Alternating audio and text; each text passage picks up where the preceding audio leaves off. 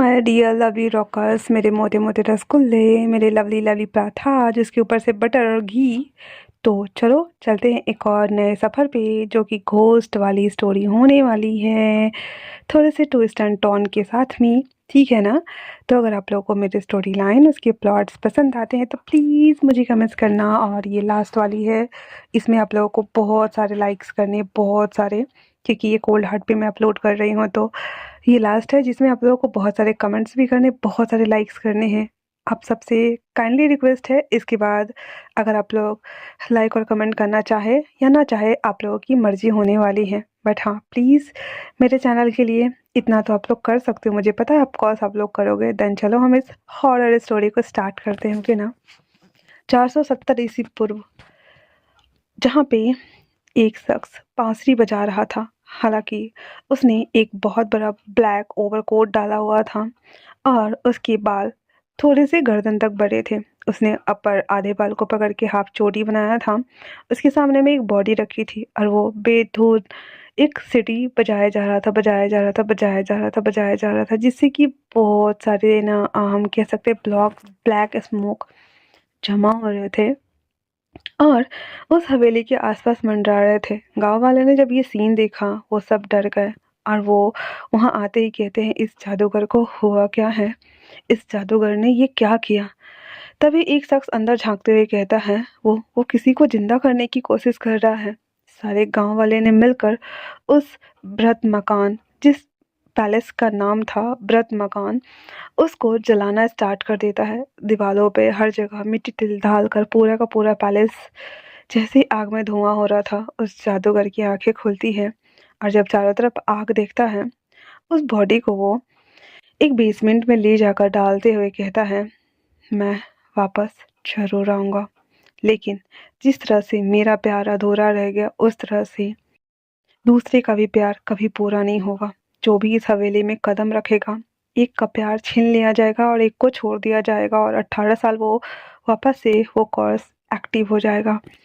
और ये बोलते हुए वो शख्स वहाँ पे बैठ जाता है। पूरी हवेली जल जाती है और उस हवेली में वो भी अपनी आखिरी सांसें लेते हुए उस बेसमेंट की तरफ देखते हुए दम तोड़ देता है। बैक टू द प्रेजेंट, एक लड़का जिसकी एज 20 साल है, बहुत ही तेज दिमाग पर बहुत ज़्यादा संवेदनशील, अजीब सपने देखता है। एक लड़का, झील, एक जलता हुआ पैलेस। जैसे ही ये सभी चीज़ें उसके सामने में आती है, एक आइस जो कि उसे घूर रही थी, फटक से उठ के बैठ जाता है और वो हाँफ रहा था। रात के 2 बजे, तेज हवा और बारिश साथ में, वो वापस से अपने चेहरे पे आए हुए पसीने को पोंछते हुए कहता है, उसी लड़के का चेहरा, वही झील, वही हवेली, नन अदर देन ये हमारा सेकंड मेन लीड कैरेक्टर भी पोस्यान है। वो वापस से सोने की कोशिश करता है, पर कोई फ़ायदा नहीं होने वाला था। वो आराम से उठता है। उठने के बाद वो चुपचाप से वॉशरूम जाता है।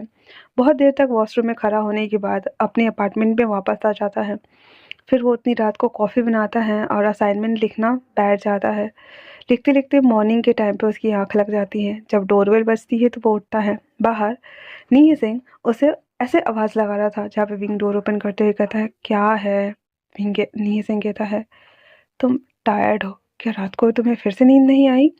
विंग कहता है, मुझे नहीं आई, इतना बोल। विंग कहता है, ये असाइनमेंट मैंने कंप्लीट कर लिया है, क्या तुम सबमिट कर दोगे? नी सिंह कहता है, ना पापा ना, मुझे तुम्हारे असाइनमेंट कंप्लीट करके और जमा करना नहीं है। तुम अपना असाइनमेंट खुद कंप्लीट करो और खुद जमा करो। वैसे मैं तुम्हारे लिए ब्रेकफास्ट लाया हूँ।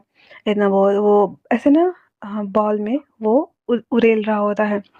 रिंग कहता है, ठीक है, तो फिर रहने दो, मैं खुद ही कर लूँगा। उसके बाद विंग बैठा हुआ था तो नीचे से आते हुए कहता, हे, तुम किसी एस्ट्रोलॉजर से मिल क्यों नहीं लेते? तुम्हारे इतने बुरे सपने आते रहते हैं, मे बी शायद वो तुम्हें कुछ बता दे। विंग कहता है, मैं इन सभी चीज़ों में बिलीव नहीं करता। नी सिंह कहता है, तुम हमेशा एक ही सपना देखते हो, इसका मतलब होता है कि पास्ट लाइफ से जुड़ा हुआ या फिर ऐसी चीज़ें जो तुम्हारे आसपास नहीं हो। समझ रहे हो तुम? विंग कहता है, बै बै बै बै बै, काम करो और खाओ और चलो, इतना बोल विंग अपना बैकपैक लेता है, शूज पहनता है, रूम लॉक करता है, देन वहाँ से कॉलेज के लिए निकल जाता है। नहीं सिंह, मैम वेन चाओ वेन सो सब वहाँ पे थे। विंग सबको आते हुए हाई फाई करता है और कहता है, हे गाइस, तुम सब ना क्लास में चलो, मेरा बैग ले जाओ, मैं ये प्रोजेक्ट सबमिट करके आ रहा हूँ। तो सारे लोग विंग की बात मानते हुए वहाँ से चले जाते हैं और विंग वो फाइल लेकर चला जाता है। विंग जो कि गार्डन पूरा एरिया कवर करके उसे डीन ऑफिस जाना था, वो जब वहाँ जाता है फाइल उसे देता है। जमा करने के बाद जब वो लौट के आ रहा था, अचानक से वो रुक जाता है क्योंकि गार्डन में उसे कोई तो दिखाई दिया। वो जब वहाँ मुड़ता है तो वहाँ कोई नहीं था। विंग थोड़ा सा घबराते हुए आगे चलने लगता है और अचानक किसी से टकराता है। वो अपना सर पकड़ते हुए कहता, आउच। उसे देखते ही विंग सन्न, और सामने वाला शख्स उसे देखते हुए कहता है एकदम घूरते हुए, तो तुमने भी वो सपने देखे है ना। विंग जो कि डर जाता है और तभी वो शख्स उसके हाथों में कुछ रखता है, एक पुरानी जली हुई आधी कुंजी, और उसे देखते हुए कहता है, ये तुम्हारी और मेरे बीच का एकमात्र सबूत है ना। रिंग जब उस कुंजी को देखता है तो उसे याद आता है उस पैलेस का डोर लॉक और ये कुंजी दोनों सेम मिल रहे थे। दैट्स वाई वो उसे कहता है, कौन हो। वो कहता है, मेरा नाम लैन वांगजी है। बिंग उसे देखते हुए उसकी आंखों में खोता जा रहा था और कहता है, क्या हम पहले से एक दूसरे को जानते हैं। वांगजी उसे देखते हुए कहता है, नहीं पता, बट हाँ, शायद से, शायद ना, शायद से, पर इस कुंजी की वजह से हम दोनों एक दूसरे से मिले हुए हैं। विंग उसे देखते हुए इसकी आंखों से आंसू आ रहा था और कहता है, मुझे नहीं पता मुझे ऐसा करना चाहिए या नहीं, पर क्या मैं तुम्हें गले लगा लूं। वो शख्स उसे देखता है और कहता है, विंग उसे गले लगा लेता है। उसकी आंखों से ना अपने आप ही आंसू गिर रहे थे, बहुत बहुत ज्यादा।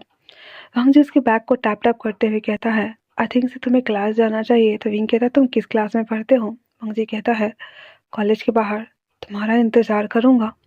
विंग हाँ में सर हिलाते हुए वहाँ से कॉलेज क्लास में चला जाता है। वहाँ जाने के बाद वो सैड था तो नेहा सिंह कहता, क्या हुआ।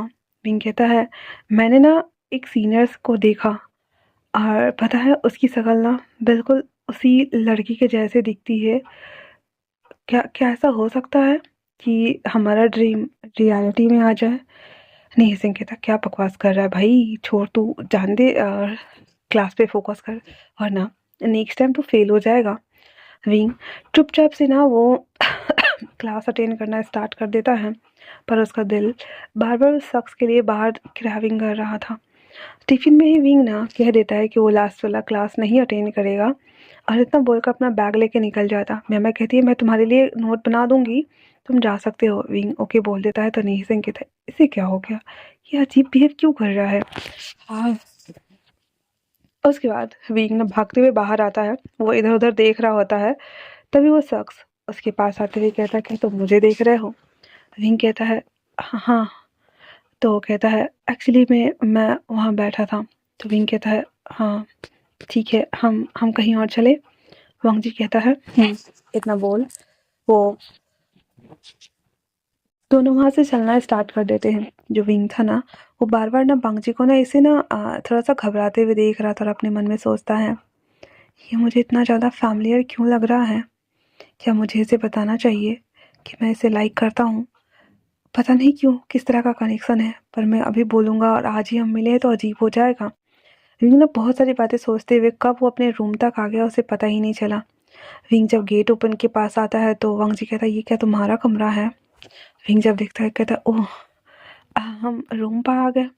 फिर वो डोर ओपन करते हुए उसे अंदर आने के लिए इनवाइट करता है, जहाँ पे विंग उसके लिए ऐसे ना कॉफ़ी बनाता है और उसके पास ला कर रखते हुए कहता है, वांगजी बस उस मग को देख रहा होता है और विंग उसे कहता, क्या हुआ। वांगजी कहता है, एक्चुअली में मुझे चाय पसंद है। तो विंग कहता है, ओह, मेरे पास चाय नहीं है, मैं नेक्स्ट टाइम से रखूँगा। वांगजी कहता है, कोई बात नहीं। हाँ, वैसे ये सपने तुम्हें कब से आ रहे हैं। तो विंग कहता है, ऑलमोस्ट मुझे नहीं पता, यही 12-13 साल से शायद। वांगजी कहता है, ओह। फिर वो कहता है, क्या कोई परेशानी है। वांगजी कहता है, कोई परेशानी नहीं है। विंग कहता है और तुम्हें? वांग जी कहता है मुझे भी। वैसे एक बात बताऊं? विंग कहता है वांग जी कहता है तुम सपने से ज़्यादा खूबसूरत हो विंग। विंग उसे देखते हुए रुक जाता है और कहता है हाँ। फिर वांग जी ऐसे सर नीचे कर लेता है। विंग अजीब सा अट्रैक्शन फील होने की वजह से वो बस ऐसे घबराते हुए दूसरी तरफ मुंह कर लेता है और कॉफ़ी पीने लगता है। फिर उसके बाद वांग जी उसे कहता है आई थिंक से मुझे चलना चाहिए, कल मैं तुमसे मिलूंगा, ओके ना? तो विंग कहता फिर वांग जी वहाँ से चला जाता है। विंग दरवाज़ा बंद करते हुए कहता है आ, वो वो कितना शर्माता है ना, और अपने आप को ओपन अप नहीं कर पा रहा है। पर मुझे ऐसा क्यों फील लग रहा था कि जैसे, हाँ उसने बोला तो कि हम दोनों एक दूसरे से कनेक्टेड हैं। ये सोचते हुए जो हमारा विंग था ना वो थोड़ा सा शर्मा रहा होता है। अब रात के टाइम पे विंग पढ़ रहा था और बार बार वांग जी के बारे में सोचते हुए स्माइल कर रहा था। जब वो स्माइल कर रहा था तो फिर उसे लगता है जैसे कि उसे कोई देख रहा है, फिर वो छोड़ देता है। विंग जब सारा होमवर्क वगैरह बनाकर सो जाता है, एक शख्स उसके पास अपीयर होता है, उसकी शर्ट खोलता है और उसकी पूरे बॉडी को टच करना स्टार्ट कर देता है। उसके टमी को, उसकी पूरे बॉडी को, और उसके बाद उसके नेक एरिया को, फिर उसके पैंट के अंदर हाथ डालकर उसे सेड्यूस करना स्टार्ट कर देता है। ऐसे तो विंग ने अपने पैरों को ऐसे धीरे धीरे फैला रहा था, और जब उसकी आईज ओपन होती हैं तो वो पूरा गीला हो चुका था। विंग अपने पैंट को देखते हुए कहता है ये क्या था? ये मैं ऐसा इरोटिक सपना कैसे देख सकता हूँ? ये सारी बातें सोचते हुए विंग अपने आप को ही ना ऐसे क्लैपिंग कर रहा था माइंड में, और कहता है ये ये क्या बकवास है, छी छी विंग, ये क्या किया तुमने? फिर विंग उसके बाद सो जाता है और उस रात विंग को अब कोई सपना नहीं आ रहा था। विंग उसे अजीब लगता है सुबह सुबह और कहता है ये क्या था, क्या मुझे नहीं सोचना चाहिए था? ये बोलते हुए विंग ना उठता है वॉशरूम ऐसे फ्रेश होकर के और रेडी होकर के, फिर से वो अपना काम करते करते फिर सो जाता है। जहाँ पे नीही सिंह उसे सुबह सुबह डोरबेल बजाता है तो विंग उसे खोलते ही कहता है तुम्हें पता है आज मुझे ना वो सपना नहीं आया, बल्कि उसकी जगह कुछ और आया। नीही सिंह कहता है हाँ लगता है अपग्रेड हो रहे हो तुम, धीरे धीरे करके वो भी बंद हो जाएंगे, चिंता मत करो। विंग कहता है सीरियसली डूड मुझे ना वो, फिर वो रुक जाता है क्योंकि क्या बोले, उसे एक इरोटिक सपना आया था। फिर वो कहता है कुछ नहीं। नील सिंह उसे सस्पिशियस लुक देते हुए कहता है क्या बात है? हाँ।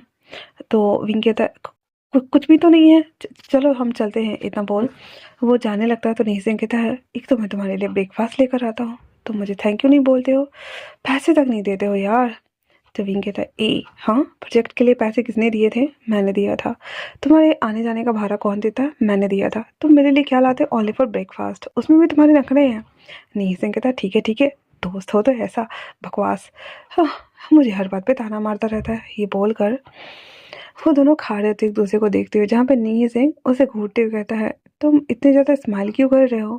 क्या तुम किसी के प्यार में पड़ गए हो? रिंग अचानक से कहता है नहीं तो मैं क्यों पड़ जाऊंगा? ये बोलते हुए वो वहाँ से चला जाता है। उसके जाने के बाद पूरा रूम खाली था। वो जो खाना रखा हुआ था अचानक से हवा में चम्मच फ्लाई होता है, एंड देन वो बचा हुआ विंग का खाना कोई था जो खा रहा होता है। इधर विंग वो अपने टमी को सहलाते हुए कहता है यार मैंने बहुत खा लिया क्या? मुझे अजीब लग रहा है। और इतना बोलते हुए वो लोग क्लास आ जाते हैं। क्लास पूरा अटेंड करने के बाद, लेक्चर ख़त्म होने के बाद विंग वापस से उसे ढूंढने के लिए बाहर आता है, जहाँ पे वांग जी अभी भी कॉलेज के बाहर ऐसे खड़ा था। तो विंग कहता है आप किस क्लास में पढ़ते हैं? आप अंदर क्यों नहीं आते? वांग जी उसके पास आते हुए कहता है अंदर बहुत बच्चे हैं, मैं यहाँ ठीक हूँ, मैं नहीं चाहता हम दोनों मिले तो किसी को पता चले। विंग कहता है ओह आप नहीं चाहते कि बाकी लोगों को पता चले, यही ना?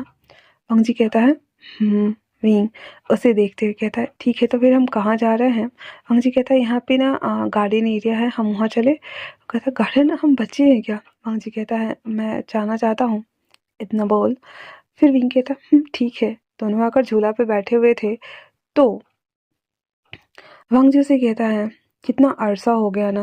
विंग कहता किस चीज़ का? वांग जी कहता है कुछ नहीं, तुम्हारे सपने की बात कर रहा हूँ। विंग कहता हम्म वो तो है, पर आज मुझे सपना नहीं आया। वांग जी उसे देखते हुए कहता है क्या सच में? तो कहता है फिर वांग जी उसके थाइस पे हाथ रखते हुए कहता है विंग। विंग कहता है हाँ।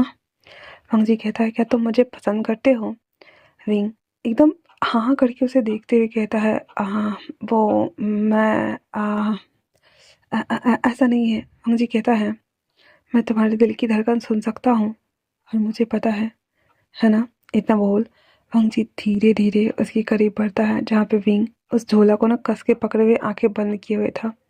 तभी एक सीटी की आवाज़ सुनाई देती है और जब विंग आइज ओपन करता है तो कहता है वंग जी कहाँ गए तुम। हर वो उसे देखने लगता है लेकिन फिर वो जो सिक्योरिटी गार्ड वाले भैया थे उसे बाहर निकाल देते हैं। विंग कहता है क्या हुआ, ये कहाँ चला गया। इतना बोलकर जैसे वो एंट्रेंस की तरफ आता है तो वांग जी वहाँ पे खड़ा था। विंग आते कहता है वांग जी तुम कहाँ चले गए थे। विंग कहता है तुम्हारे लिए ठंडा लेने गया था। इतना बोल वो स्प्राइट उसे बढ़ा देता है तो विंग वो पीते हुए कहता है मैं तो डर गया था। वांग जी कहता है मुझे माफ़ कर देना जो मैं अभी कर रहा था। विंग कहता है हम्म। फिर वो दोनों वहाँ से चले जा रहे थे तो विंग और वांग जी के हैंड ना टच हो रहे थे जहाँ पे विंग एक्साइटेड होते हुए कहता है मेरे रूम पे चलोगे। वांग जी कहता है चलते हैं। इतना बोल वांग जी और विंग दोनों रूम पर आते हैं। आते ही वांग जी उसे कहता है क्या क्या हम वो कंटिन्यू कर सकते हैं। विंग उसे देखता है और कहता है आ, हम्म। फिर वांग जी उसकी तरफ बढ़ने लगता है जहाँ पे विंग धीरे धीरे करके पीछे हो रहा था। फिर वांग जी रुक जाता है तो विंग कहता है क्या हुआ। वांग जी कहता है आ, क्या तुम्हारा कोई बॉयफ्रेंड या गर्लफ्रेंड है। विंग उसे देखते हुए कहता है कोई नहीं है। वांग जी कहता है तो फिर ठीक है। इतना बोल वो उसे किस करना स्टार्ट कर देता है और जैसे ही किस हो रहा था विंग अपने आप को ना ऐसे पैंट को पकड़े हुए था। उसे अच्छा लग रहा था। किस एंड होने के बाद वांग जी और विंग ने सोफे पे आके बैठ गए थे। टीवी चला लिया था। विंग अपने पैर के ऊपर तकिया ले लिया था क्योंकि वो हार्ड फील कर रहा था। 10 मिनट तक दोनों टीवी देखते हैं आराम से। फिर विंग वांग जी की तरफ देखता है और वांग जी विंग को और फिर पता नहीं क्या होता है एक स्पार्क। वांग जी धीरे धीरे बढ़ते हुए कहता है क्या मैं इसके आगे थोड़ा सा बढ़ जाऊं। रिंग उसे देखते हुए नीचे नीचे झुक रहा था। वांग जी कहता है तुम आंसर नहीं कर रहे हो इसे मैं हाँ समझूं। रिंग जैसे झुकता है वांग जी उसके सर के नीचे हाथ रखते हुए उसके लिप्स को कैप्चर करता है एंड देन उसके थाइस को उसके टमी एरिया को सभी को टच करना स्टार्ट कर देता है। विंग जो कि एक अजीब सा हम बोल सकते हैं कि आ, ख्यालों में खोया हुआ था तो उसे ये सभी चीज़ें ना बहुत अच्छा लग रहा था। वांग जी धीरे धीरे करके उसके कपड़े को उतारते हुए उसके साथ इंटीमेट होना स्टार्ट हो जाता है। विंग बस उसे उसका नाम लेते हुए मौन कर रहा था जहाँ पे वांग जी पागलों की तरह उसे चूस रहा था उसकी बॉडी को छू रहा था उसके थाइस को अपनी कमर के राउंड रैप किए हुए था। इतने ज़्यादा तरीके से हिट कर रहा था कि विंग बस मौन कर रहा था। विंग इस 20 साल में उसने वो एक्सपीरियंस किया था जो शायद से वो हमेशा से चाहता था। और जब फाइनली वो दोनों एक दूसरे के ऊपर थे तो विंग उसे देखते हुए कहता है मुझे मुझे अच्छा लगा लेकिन हमें कैसे पता चलेगा कि हम दोनों एक दूसरे से जुड़े हुए हैं। वंग जी कहता है सही समय आ जाएगा तब तुम्हें ज़रूर पता चलेगा। विंग कहता है हम्म। फिर इतना बोल कर वो दोनों एक दूसरे के ऊपर लेटे हुए थे। रात के टाइम तक वांग जी और विंग एक दूसरे के साथ ही थे। उस दौरान वांग जी और विंग ने ऑलमोस्ट 3 से 4 राउंड कंप्लीट करा था। उसके बाद विंग उसे उठाते हुए कहता है भूख लगी है तो हम कुछ बना लें। वांग जी कहता है हाँ तुम बना लो मैं ये सभी चीज़ें समेट देता हूँ। फिर विंग ना कपड़े वगैरह पहनकर किचन में चला जाता है और वांग जी ना उसके घर को थोड़ा सा क्लीन वगैरह कर देता है और उसके बाद रख देता है। फिर वहाँ आकर बैठ गया था टीवी के सामने में तब तक विंग ने भी हल्का सा पास्ता बना लिया था और वो उसके सामने में लाकर रखते हुए कहता फिर वो जब दोनों खा ही रहे होते हैं तो वांग जी उसे कहता है एक बात कहूँ। तो विंग कहता है हाँ बोलो। वांग जी कहता है क्या तुम्हें ये अच्छा लगा। विंग कहता है वांग जी कहता है मेरे पास एक्चुअली मैं रूम मतलब रूम एक रूम में 2-3 बंदे रहते हैं तो क्या मैं तुम्हारे साथ शिफ्ट हो जाऊँ। विंग कहता है हाँ क्यों नहीं वैसे भी मैं अकेले ही रहता हूँ। वांग जी कहता है ठीक है। इतना बोल वांग जी उसे देखता है और कहता है कुछ दिन बाद या फिर ऐसे ही वैसे मेरे पास 2 ही जोड़े कपड़े हैं और कपड़े भी नहीं हैं। विंग उसे देखता और कहता है ठीक है तो हम तुम्हारे लिए शॉपिंग करके ले आएंगे। वांग जी उसे गले लगाते हुए कहता है विंग तुम बहुत अच्छे हो। वांग जी फिर उसके साथ खाना था तो वो थोड़ा बहुत ऐसे ना मिचर मिचर करके खा रहा होता है। विंग ने उसे बढ़ा दिया था तो उसके बाद वो खाना वगैरह खा लेने के बाद वांग जी और विंग सोने आ जाते हैं जहाँ पे वांग जी के पाँव में विंग सोया हुआ था। और विंग और वांगजी दोनों सो गए थे और उस दिन उसे सपने में ऐसा कुछ भी नहीं आता है। वो आराम से सोए हुए थे। सुबह में जब वो उठता है तो विंग कहता है, आज से हट, तुम बेडरूम में ही रहना, नीहे सिंह आया होगा नाश्ता लेकर, ठीक है ना? फिर वांगजी कहता है, ठीक है। उसके बाद वो जब डोर ओपन करता है तो नीहे सिंह कहता है, क्या बात है, तू इतना टाइम क्यों लगा रहा है? फिर वो कहता है, कुछ नहीं। वहाँ से वो ले लेता रखा था, जाओ। तो नील सिंह कहता, लेकिन क्यों? विंग कहता, मैंने बोला ना जाओ। नील सिंह कहता, अहो, कौन है वो? विंग कहता, कोई भी नहीं है। नील सिंह जबरदस्ती जब दरवाज़ा खोलता है तो पूरा घर खाली था और कहता है वो बेडरूम में है। विंग कहता है, नहीं तो नहीं नहीं नहीं। अब वो जब बेडरूम खोलता है तो कहता है, अरे यार, मुझे लगा था कोई मुझे चोर मिलेगा। विंग कहता है, वो कहाँ गया? शायद वो वॉशरूम में इतना बिल। नील सिंह बाहर आते कहता, देख लिया, कोई नहीं है, तू जा यहाँ से। तो नील सिंह कहता, क्यों? मैं तुम्हारे साथ रोज नाश्ता करता हूँ तो मैं रोज तो खा के जाता हूँ ना, अभी मैं क्यों जाऊँ? विंग उसे घूरते हुए कहता, जाना। तो नील सिंह कहता, नहीं जाऊँगा। विंग कहता, प्लीज चला जा। नील सिंह भी लग, नहीं जाऊँगा। इतना बोलकर वो बैठ जाता, कहता, खाओ मेरे साथ आओ। विंग ना चाहते हुए भी वहाँ बैठ जाता है और उसे देखते हुए घूर घूर कर खा रहा होता है। नील सिंह कहता है, हाँ हाँ, घोड़ ले, मुझे पता है तेरी चोरी पकड़ी गई है, अब मुझे साफ साफ बता दे कौन है। पर नील सिंह कुछ पूछता है पर विंग कुछ नहीं बताता है, चुपचाप से खा लेता है। उसके बाद जो हमारा विंग था उसे भगा देता है। नील सिंह भी लाइक, अबे यार, तू तो मेरे साथ जाता था। नील सिंह कहता है तो विंग कहता है, नहीं जाना मुझे तुम्हारे साथ, जाओ यहाँ से, मैं आ जाऊँगा। नील सिंह कहता है, यही दोस्ती, यही प्यार, भूल कर ना तुम। ये बोलकर वो वहाँ से चला जाता है। उसके बाद विंग जब आता है तो विंग देखता है कि वांगजी ना आके बैठा हुआ है। तो विंग कहता है, क्या तुम बाथरूम में थे? वांगजी कहता है, विंग कहता है, ओह गॉड, मैं तो डर गया था, ऐसे वो कभी भी आ जाता है। वांगजी कहता है, ठीक है। इतना बोल वांगजी ऐसे ना उसे देखता है तो विंग कहता है, मैं तैयार होने जाता हूँ। जब तैयार होके आता है तो वांगजी भी वॉशरूम जाता है। फिर वो कपड़े वगैरह बदल के आ जाता है, जहाँ पे वांगजी और विंग दोनों बाहर आते हैं और फिर वहाँ से साथ जाने लगते हैं। विंग उसे देखते हुए मुस्कुराते हुए उतर रहा था और उतरने के बाद वो कॉलेज आता है, क्लास चला जाता है। अब विंग ना बार बार वांगजी के बारे में ही सोच रहा था, कल रात को जो कुछ भी हुआ था, वो सपने वगैरह नहीं आए थे, वो सभी चीज़ें। तो ऐसे करते हुए ना वांगजी और विंग ना नॉर्मली ना 6-7 दिन तक साथ रहते हैं, 7 या 8 दिन तक। उसके बाद जैसे ही मून साइकिल वापस से रिवॉर्स लेती है, अमावस्या स्टार्ट होने वाला था तब से, तो वांगजी ना विंग से कहता है कि हम दोनों कहीं घूमने का ट्रिप प्लान करें। तो फिर विंग कहता है, घूमने? हाँ, वैसे सेमेस्टर ख़त्म ही होने वाला है और हाँ, चल सकते हैं हम। वैसे भी ये टेस्ट है, तो कल दे देते हैं, उसके बाद हम चलेंगे, ओके ना? वांगजी कहता है, इतना बोल। फिर वो दोनों सेपरेट हो जाते हैं। उसके बाद वो घर आते हैं। रात भर विंग पढ़ाई करता है तो वांगजी उसके बगल में लेटा हुआ था। जब विंग सो जाता है तो वांगजी उसकी गोद में सर रख के सो जाता है। फिर अगले दिन टेस्ट था तो टेस्ट देने के बाद जो हमारा विंग था ना, वो वापस से घर आता है बैग पैक कर आता। तो वांगजी से कहता है, वांगजी तुम कपड़े नहीं लोगे? वांगजी कहता है, नहीं, हम आज जाएंगे, कल रहेंगे, वापस आ जाएंगे। तो विंग कहता है, एक तो ले लो। इतना बोलकर उसके कबर्ड को जैसे ही छूने वाला था तो वांगजी कहता है, नहीं, रहने दो, मैं खुद ले लूँगा। इतना बोल एक बैग निकालता है, कहता है, चलो। विंग कहता है, हो गया? तो वांगजी कहता है, हो गया। फिर उसके बाद वो लोग वहाँ से एक कैब लेते हैं, जहाँ से वांगजी उसे बता रहा होता है और धीरे धीरे करके वो लोग एक जगह सुनसान रास्ते की तरफ आते हैं और रुक जाते हैं। विंग कहता है, ये कौन सी जगह है? वांगजी कहता है, "आ, क्या तुम्हें मुझ पे भरोसा है?" विंग उसे देखता है और कहता है, "आ, आ, हाँ है।" तो वांगजी इतना बोल कर कहता है, फिर मेरे साथ चलो विंग। विंग थोड़ा सा घबरा रहा था लेकिन फिर भी वो उसकी बात मानते हुए वहाँ से वो निकल जाता है। दोनों मिलकर आते हैं वो मृत मकान, जिसे जारिया बोल सकते हैं। वो हाँ, पैलेस। वो जंगली जगह था जहाँ पे कोई जाने की हिम्मत बिल्कुल नहीं करता था।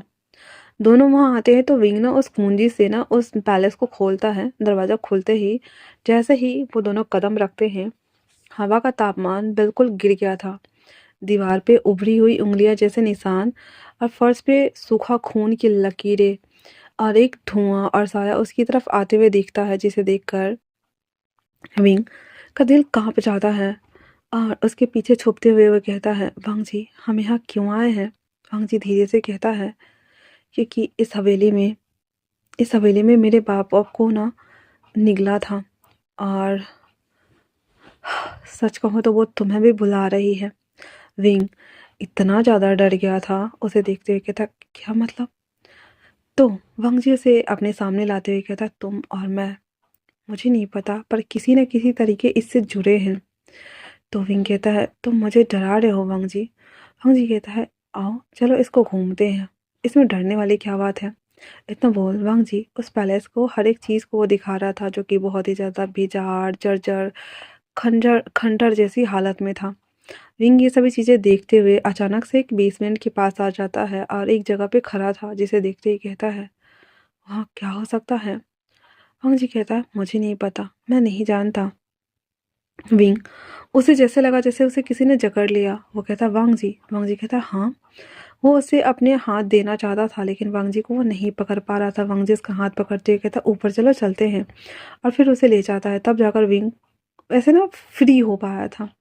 उसके बाद वो ऊपर जाते हैं जहाँ के और भी एक दो कमरे थे जो कि पूरा एकदम हम बोल सकते खंडर हो चुका था। तो वो वहाँ जाता है और उसके बाद वो वहाँ से बाहर का पैलेस का व्यूज़ देखता है। हर तरफ सिर्फ और सिर्फ जंगल और पीछे झील था जिसे देखते हुए कहता है ये वही झील है ना जो हम सपने में देख रहे थे। वंग जी कहता है ये वही झील है जिसे तुम और मैं सपने में देख रहे थे, है ना विंग।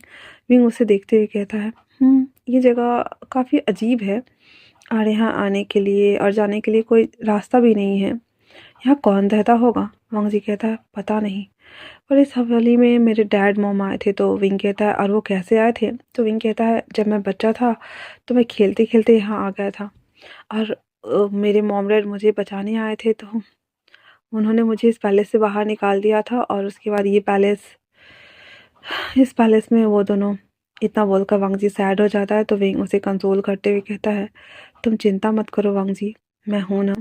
और उसे गले लगा हुआ था जहाँ पे वांग जी उसे देखते हुए कहता है हाँ विंग।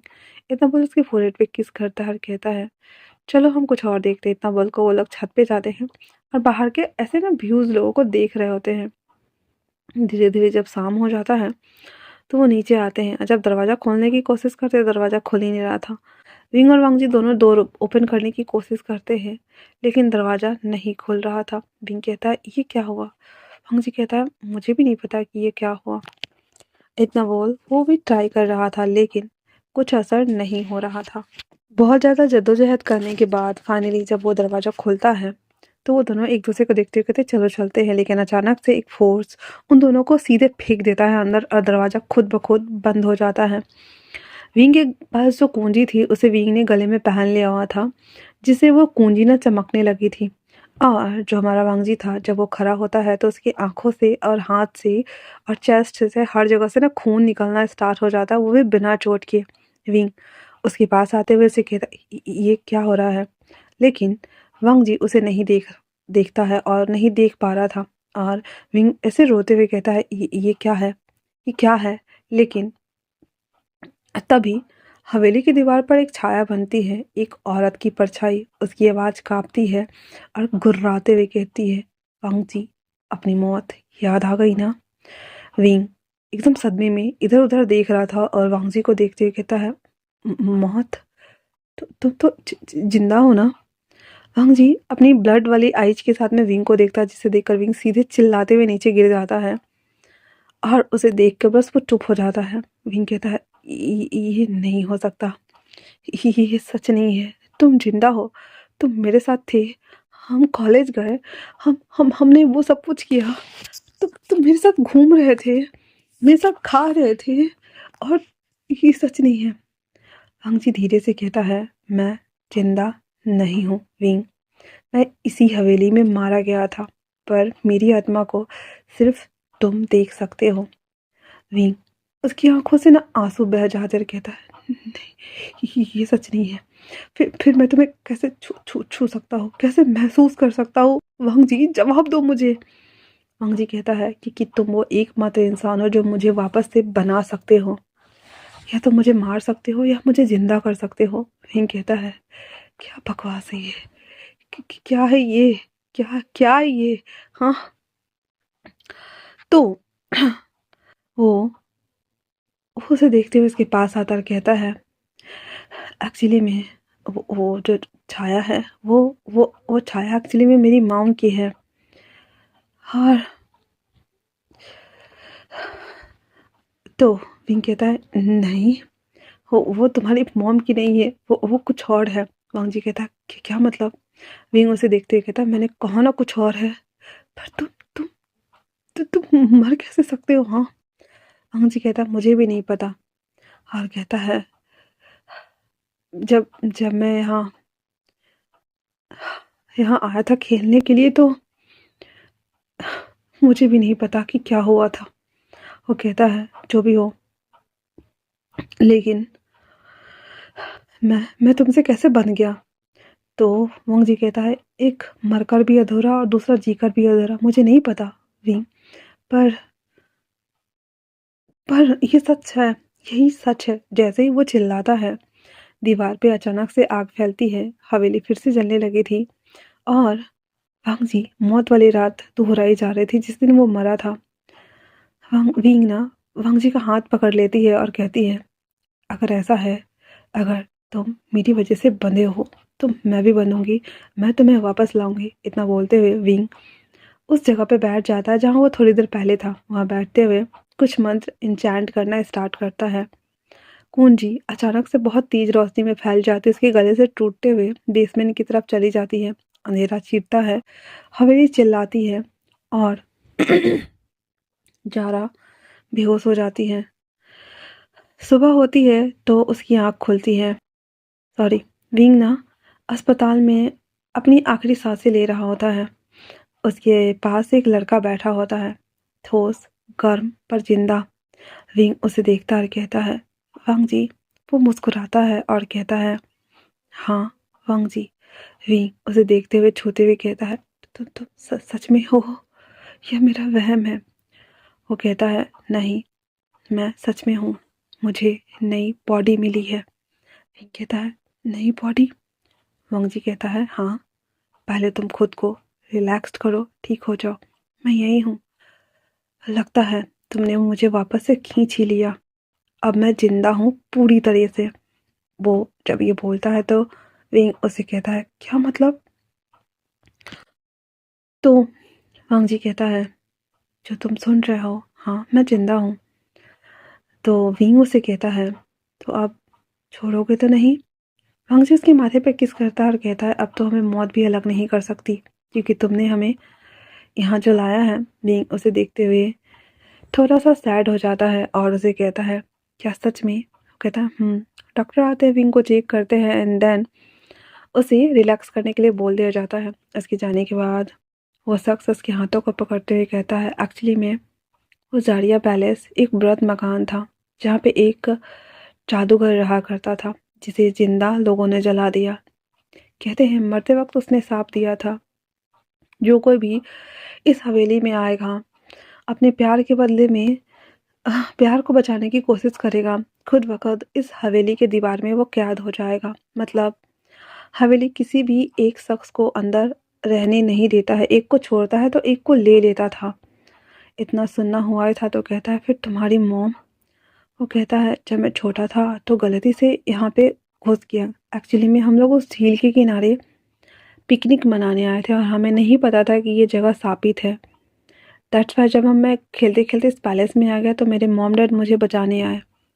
मेरे मॉम जब अंदर आए तो मेरे डैड मुझे लेकर मुझे बचाने के लिए जब बाहर भागे तो मेरी मॉम जो कि एक को लेती है एक को छोड़ती है और मेरी मॉम मुझसे बहुत प्यार करती थी।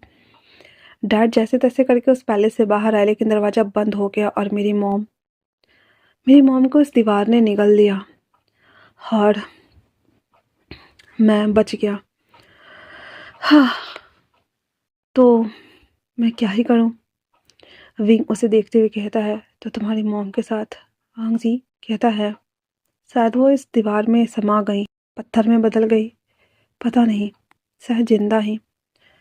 बाहर से तो वो मर गई लगती थी लेकिन असल में उनकी आत्मा इस हवेली में फंस गई थी उस जादूगर के श्राप की वजह से। तो फिर विंग ना डरते हुए कहता है फिर तुम्हारी मौत कैसे हुई? वांग जी उसे देखता और कहता है मेरी मौत बहुत ज़्यादा ट्रॉमेटिक था। बड़ा होने पे मैं सच जानने के लिए यहाँ आया जब मेरी पढ़ाई लिखाई ख़त्म हो गई और जब मैं 18वें बर्थडे पे था। मुझे हर रात ये सपना आता था, हर रात। और जब मैं 18 साल का हुआ तो मैं यहाँ आया था। इस हवेली का दूसरा नियम एक्टिव, अगर 18 साल होने पर अगर कोई आता है तो उसे यहीं पे रहना होगा। मैं यहाँ जब आया तो मुझे हर तरफ मेरी मॉम की आवाज़ सुनाई देती थी। अंदर पहुँचते ही दरवाज़ा बंद हो गया। दिमाग में हैलुसिनेशन होने लगी, दीवार पे जलती हुई परछाइयाँ, मेरी मॉम की चिल्लाहट, और मैं भागने की कोशिश करता रहा। 3 दिनों तक ये साया मुझे परेशान करता रहा, बिना खाए पिए। जब मैं थक के लेटा हुआ था तो मेरी बॉडी इसी दीवार में दफन हो गई और मेरा साया अलग हो गया। बस मैं इस साये के साथ बाहर आ जा सकता हूँ आराम से। जब मैं 3 दिन बाद जब बाहर आया तो मैं उस पैलेस को देख रहा था। मैं यहाँ आना नहीं चाहता था। मैं अपने घर गया जहाँ पे मेरे डैड मेरा अभी भी इंतज़ार करते हैं मेरे बड़े भाई के साथ में, लेकिन मैं आज तक कभी लौट के नहीं गया। मैं वहाँ रहने लगा अपने कमरे में। लेकिन एक दिन मुझे तुम्हारे सपने आने स्टार्ट हो गए, और जब आए तो मैं तुम्हें ढूंढने निकल पड़ा, और फाइनली तुम मुझे मिल गए। विंग ये देखते हुए उसे देखता है और कहता है, सच में? तो तुम्हें मुझे ढूंढने में कितना टाइम लगा? वांग जी कहता है, 2 साल। विंग उसे देखते हुए शॉक्ड होते हुए कहता है, और ये तुम्हारी बॉडी? तो वांग जी कहता है, वो जो जादूगर था जिस बॉडी को वो दफनाने की कोशिश कर रहा था और उसे जिंदा करने की कोशिश कर रहा था, ये उसी की बॉडी है। ये तो मुझे भी नहीं पता है कि किसकी बॉडी है। विंग कहता है, तुम्हें किस हालत में मिली? वांग जी कहता है, मुझे नहीं पता। जब तुमने मुझे पकड़ा अचानक से मैं एक बेसमेंट में फंस गया, और जब मैं फंसा तो मैं एक पत्थर के अंदर कैद हो गया, और मैंने जैसे तैसे करके उसे निकाला, हटाया। मैं बाहर आया। मैं एक सोल्जर के वर्दी में था। वहाँ पे तुम बैठे हुए बहुत बुरी तरीके से कांप रहे थे, और तुम्हारे हाथ और तुम अजीब तरीके से कर रहे थे। क्या कर रहे थे विंग? विंग कहता, मुझे भी नहीं पता कि मैं क्या कर रहा था। फिर तुम बेहोश हो गए मेरी बाहों में, और मैं तुम्हें यहाँ से लेकर आ गया क्योंकि दरवाज़ा खुद ब खुद ही खुल गया था। ये बोलना हुआ ही था। तो विंग उसे देखते हुए कहता है, पर उसकी मौत तो साबित थी ना? तो वांग जी कहता है, पता नहीं। मैं एक अधूरी आत्मा बनकर बाहर आ जा सकता था और दुनिया में टिक नहीं सकता था सिवाय तुम्हारे सामने। ये सारी बातें सुनते हुए विंग सोचता है, तो ऐसा कैसे हो सकता है कि उसकी वजह से ये हो? फिर वो कहता है, हमें ये पता लगाना चाहिए ना? वांग जी कहता है, हाँ, और ये भी कि ये बॉडी किसकी है जो मुझे मिली है। हालांकि इस बॉडी का ओनर बिल्कुल मेरी तरह ही दिखता है, पर मुझसे एज में काफ़ी बड़ा है, जैसे कि वो 30 से 35 साल का हो। विंग जब उसे देखता है अच्छे से गौर से, तो सच में वो जो ऑनर था वो बहुत ज़्यादा शांत, कूल, एकदम डिसिप्लिन्ड। लेकिन उसकी सोल जो थी वो वांगजी की थी, तो वो उसी तरीके से बात कर रहा था। फिर उसे देखते हुए कहता है, सही कहा तुमने। फिर वो कहता है, तुम आराम करो, मैं यहीं हूँ। और वांगजी उसके बगल में बैठा हुआ था। विंग ये सारी बातें सोचते हुए आंखें बंद करते हुए खुद से कहता है, कौन हो सकता है इस बॉडी का ऑनर? और ये सभी चीज़ें क्या है? बहुत सारे ट्विस्ट थे, बहुत सारी बातें थी जो कि बचा हुआ था। और वो उसने क्या किया जो अचानक से ये सभी चीज़ें होने लगी थी? ये सारी बातें विंग को ना कहीं अंदर से बहुत ज़्यादा परेशान कर रही थी। उसके बाद वांग जी उसे डिस्चार्ज कराकर उसे घर लेकर आता है। विंग कहता है, मुझे सच में जानना है कि तुम सच हो या नहीं। इतना बोलकर उसके हाथ पे मारता है तो विंग ना चिल्लाने लगता है। फिर कहता है, रुको रुको। वांग जी चिल्लाने लगता है। वो फिर नीही सिंह को कॉल करते हुए कहता है, मेरे घर आना। तो फिर जो हमारा नीही सिंह था वो उसके घर आते ही उसे गले लगते ही कहता है, विंग के बच्चे, तो पिछले 3 दिन से गायब था। विंग उसे देखते हुए कहता है, 3 दिन? तो वांग जी उसे कहता है, 3 दिन। विंग कहता है, तो नीही सिंह कहता है, ये कौन है? अब इसे किसे कहाँ से ले आया? तो विंग कहता है, तुम इसे देख पा रहे हो? नीही सिंह कहता है, मेरे सामने इतना लंबा चौड़ा इंसान खड़ा है, तूने सुगर डैडी पटाया है? वांग जी ना वापस से अपनी आवाज़ को थोड़ा नॉर्मल करते हुए कहता है, क्यों नहीं पटा सकता? विंग कहता है, वाह, तुम्हारी आवाज़ हॉर्स जैसी कैसे हो गई? नीही सिंह कहता, वही तो, एक पल के लिए तो मैं डर ही गया कि तूने 30 साल के बुढ़ा कहाँ से पकड़ लाए। तो वांग जी उसे कहता है, मैं कोई बुढ़ा नहीं हूँ। तो विंग भी लाइक, होल्ड ऑन, तुम उसे देख पा रहे हो ना? नीही सिंह कहता है, हाँ, तो तुम्हें क्या लग रहा है मैं नहीं देख पा रहा हूँ? वो मेरे सामने खड़ा है। तो विंग कहता है, हाँ, तो मेरे लिए कुछ खाने को बना देगा? मेरी तबीयत खराब है, तू जानता है ना? कहता, आते ही मुझसे नौकरी करवाएगा ये। ठीक है, जा तू रेस्ट कर, मैं आता हूँ। और तुम तो कहता है विंग कहता है ये मेरे साथ है, मैं तुझे बताता हूँ। नी सिंह कहता है सच्ची बताइयो। फिर विंग ना उसे लेकर अंदर आते हुए कहता है पर तुमने कपड़े कब बदले? तो वो कहता है जब मैं बाहर आया था तो कपड़े बहुत ज़्यादा पुराने और फटे हुए थे। जब मैं उस पैलेस से तुम्हें लेकर आया तो तुम्हें याद है हम लोग बैग लेकर आए थे, उसमें ये कपड़ा था तो मैंने पहन लिया। विंग कहता हाँ हम तो कपड़े लेके गए थे ना। फिर उसके बाद वो कहता है ठीक है। विंग लेटा हुआ था तो नी सिंह उसके पास आते हुए कहता है अब मुझे बताओ ये हट्टा कट्टा इंसान तुम्हें कहाँ मिला? तो विंग उसे देखते हुए कहता है वो हम ऑनलाइन डेट कर रहे थे तो ये मुझसे मिलने आया है। कूल है ना? तो वो कहता है कूल माय फुट। वैसे बहुत एजेड है, तुम्हें नहीं लगता कि तुम्हें अपने टाइप के इंसान से प्यार करना चाहिए या फिर उसके साथ होना चाहिए? और तू कब से ऑनलाइन डेटिंग करने लगा ओए? विंग भी लाइक क्यों मैं नहीं कर सकता, मुझ में क्या खराबी है? तो नी सिंह भी लाइक हाँ मैं तो मजाक कर रहा था, मजाक कर रहा था, मजाक कर रहा था, ये ले खा ले खा ले। फिर उसको खिलाते हुए कहता है वैसे हाय माय नेम इज़ नी सिंह। तो वांगजी से कहता है हाय माय नेम इज़ लैन वांगजी। उसकी इतनी अच्छी इंग्लिश देखकर तो विंग भी दे दंग था और कहता है आपको इंग्लिश आती है? आई मीन कि तुम्हें इंग्लिश आती है? तो नी सिंह कहता है तो तूने पहले इसे आप बोला फिर तुम बोला क्यों? विंग कहता है तुमने ही तो बोला था ये मुझसे बड़े हैं, तो give respect and take respect okay ना? नी सिंह कहता बच्चों की प्राइमरी स्कूल वाली बातें भी करता है, दिमाग वमाग पे चोट तो नहीं लगी तुझे? ऐसे बाल वाल हटाते हुए कहता है तो ठीक है मैं दवाई लेके आऊँ? तो विंग कहता है अब मेरे पेट मेरे सर दर्द हो रहे हैं, मुझे ला के दोगे? नी कहता ठीक हो। उसके जाने के बाद विंग उसे देता है खाने के लिए और कहता है अब की बार तो खाओगे ना? मुझे याद आ रहा है जब भी मैं तुम्हें खाने के लिए कुछ देता था तो तुम उसके साथ बस खेलते रहते थे और खाते नहीं थे। तो वांगजी कहता है आई एम सो सॉरी। इतना बोल उस सूप को पीने लगा था, जिसे देखते कहता है ये कितना गंदा टेस्ट है। विंग कहता है आई एम सो सॉरी आपको पसंद नहीं आएगा। तो वांगजी कहता है प्लीज़ अगर तुम ऐसे आप बोलोगे तो मुझे लगेगा सच में ये मेरी बॉडी नहीं है। विंग मैंने तुमसे प्यार किया इसलिए तुम मुझसे नॉर्मल बातें करो ना, जैसे कि हम दोनों कर रहे थे। विंग कहता ठीक है तो तुम्हें क्या खाना है मुझे बोलो। तो वांगजी कहता है मुझे बनाने आता है, मैं खुद लेके आता हूँ। इतना बोल वो किचन में जाता है, सूप तैयारी करता है, बनाने लगता है। नी सिंह आते हुए कहता ओहो खाना भी बनाने आता है। इतना बोल वो उसके पास आता है और कहता है तू बता मेरे को तूने सुगर डैडी कब पटाया हुए? तो विंग कहता है वो मैंने बोला ना ऑनलाइन डेटिंग कर रहे थे हम दोनों तो पट गए। कहता ठीक है वैसे ही इसका शकल किसी से मिलता है? तो कहता हाँ। तो कहता है आज से बहुत टाइम पहले जब चाइना पे अंग्रेज़ों का राज था तब एक सोल्जर हुआ करते थे जिन्होंने उन्हें खदेड़ दिया था फ्रांस के सैनिक की तरफ, जिसके बाद वो लोग जापान के हेज एरिया तरफ चले गए थे और उस सोल्जर का नाम था अ, लैन लैन हांगोनजुन। हाँ लैन हांगोनजुन। तो विंग कहता है लैन हांगोनजुन तूने कहाँ देखा? तो कहता अबे यार तू तो था नहीं, कल के सिमेट्रिक वाले प्रोजेक्ट में था और हमें बायोग्राफी भी दिया गया था तो इसी में मैंने देखा था। इसे देखते ही तभी तो मैंने सोचा कि मैंने इसे कहीं तो देखा है, कहीं तो देखा है। अब मुझे याद आया लैन हांगोनजुन। तो विंग कहता है ओह अच्छा मुझे दिखाइए। तो कहता है हाँ ठीक है ठीक है। फिर इतना बोल कर वो मैम को कॉल करता है और सबको बोल देता है कि विंग आ गया है। सारे लोग घर में आ गए थे जहाँ पे वांगजी को देखते ही कहता ओह माय गॉड। तो फिर वांगजी खुद को ऐसे ना विंग को देखते हुए कहता है इन्हें क्या हुआ? विंग उसके पास आते हुए कहता है एक्चुअली में तुम्हारा चेहरा ना किसी सोल्जर से मिलता है जिसका नाम लैन हांगोनजुन था। तो वांगजी भी लाइक ओह हाँ हो सकता है, वैसे भी इस दुनिया में एक तरह के बहुत सारे चेहरे होते हैं तो हो सकता है। तो कहता है नहीं नहीं नहीं अभी नहीं, वो तब की बात है जब चाइना में अंग्रेज का शासन था, जब अ,